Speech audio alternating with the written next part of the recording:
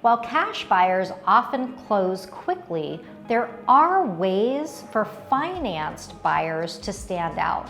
Let's compare strategies so your offer can stand out and be competitive. In Las Vegas right now, we have about 30% less inventory on the market than we did this time last year, which is making buying a home in Las Vegas quite competitive. And in Las Vegas, cash buyers come for a variety of reasons. They might be retirees or they're investors.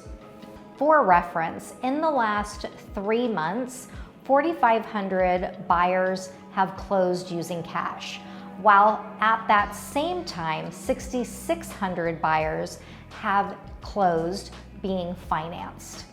What that means is, chances are, if you're a financed buyer, you will probably be coming up against people who are offering cash. And where that cash is coming from is a lot from the coastal states that are moving to Las Vegas. So think Southern California, Northern California, Seattle, even New York. You're going to find that those homes are selling for higher price points. So when they come to Las Vegas, they're actually cash heavy, and we have better pricing than they do in these coastal communities. So they can now afford to pay cash.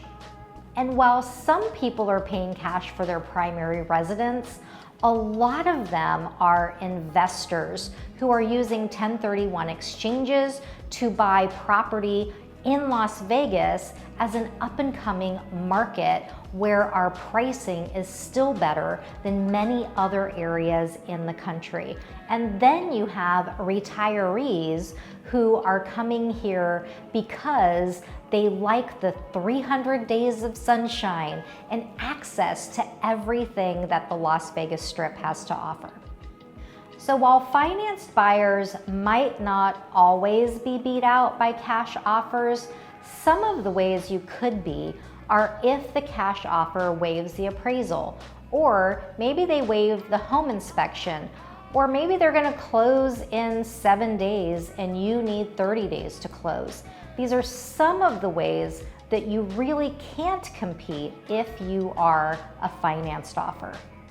So here's a rundown on why cash offers really do appeal to sellers. A lot of times we get stuck in the weeds of financing. We have to hit certain parameters in order for that home to qualify. But if you're using cash, none of those apply.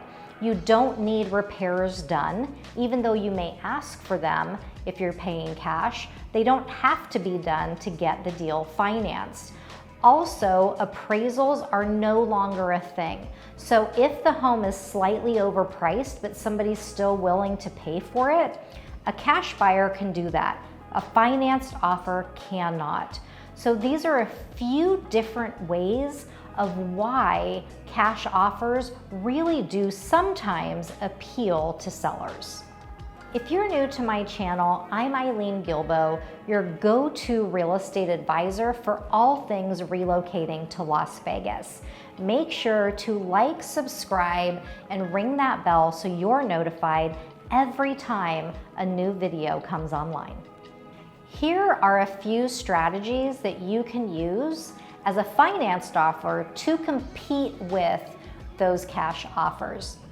So not everything comes down to only cash. If you really strengthen your offer by the terms that you offer, such as not only your purchase price, but how quickly you can close and what you're willing to ask the seller for. So let's just say you can pay for your own closing costs, then do that rather than asking the seller to pay for those closing costs that you can cover yourself.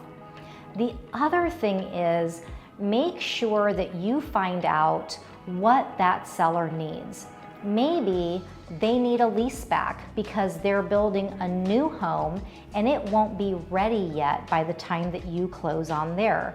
So asking some very simple, directed questions can help you shine when you're presenting your offer. And when you get your pre-approval, make sure that there is nothing left to chance. Make sure that all of your documentation has been submitted and that the only thing that you're waiting on is actually picking the property and getting the appraisal for that property. That will make your financing time frame really shrink down to where you can be competitive with how quickly cash offers can move. You could also consider making your earnest deposit larger so that you show that you are very serious about that particular property. And maybe even consider paying some of the seller typical closing costs so that you can show how committed you are and how much you desire that property. Those small things could go a long way to making your offer shine even above a cash offer.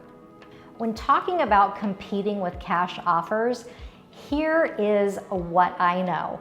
Make sure that you know what the actual price is that you should offer for that property. Meaning, have your agent run the comparables, because cash offers generally come in lower than market value because they really do feel that because cash is king or queen that they can offer less. But if you run the comparables and you know what that value is of that home and you come in with your best and strongest offer first, you might just beat out that cash offer on the terms you're offering that seller alone. Pop quiz time. Let's see how well you know the impact of cash offers in Las Vegas. How many cash deals have closed in Las Vegas in the last 3 months? 10,000, 3,000, 4,500? Let me know in the comments below. The first one to answer correctly will get a shout out from me. Here are a few case studies from my own clients who have beat out cash offers. So Ray was submitting an offer on a property and we knew that we were going up against a cash offer. And in Ray's mind, the cash is king philosophy really did mess with his head because he really felt that he had no shot of winning this home. But what we did was we checked in with the listing agent to see what it was that the other agent was actually offering, or the other buyer was actually offering on this property. And in some cases, they are able to tell you. And so we found out what this cash deal came in at, and we simply offered more, offered the best terms that we possibly could as far as closing date. We weren't asking for any closing costs, and we were giving the seller more than the cash offer was, and we actually won that deal. Another offer that we won, even though it was a cash offer, was my client Dave. And we did something that really should be commonplace in our industry, but it's not. And we called and we listened. We asked questions. We got the answers to those questions. And then we went through our offer and made sure that every single thing that that seller needed, like a lease back, they wanted to have time to move into their new property. We did things like let them know how excited that we were that they had a vegetable garden in the back of their home. And we really connected with the things that the seller needed. Because remember, at the end of the day, Selling a home really is an emotional process. So if you can connect those dots in any way to make it easier for the seller, then even though you're going against cash offers with your best offer first, the chances are you will be very competitive. And even if you may not win them all, the chances of you winning them are going to be better than if you went into it with no strategy at all. Make sure that you don't get stuck in the weeds thinking that going against cash offers, you are never going to win.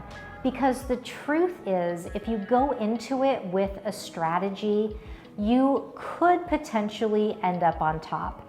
Make sure that your pre-approval is set and ready to go. You may even need to show the financial capacity to be able to put the money down for your down payment or to put the earnest money down. Go one step above and beyond to make sure that your offer is as competitive as the next, even if you're going for that cash offer. For more videos about relocating to Las Vegas and real estate tips, be sure to watch one of the videos on your screen. Thank you for watching. I'll see you the next time.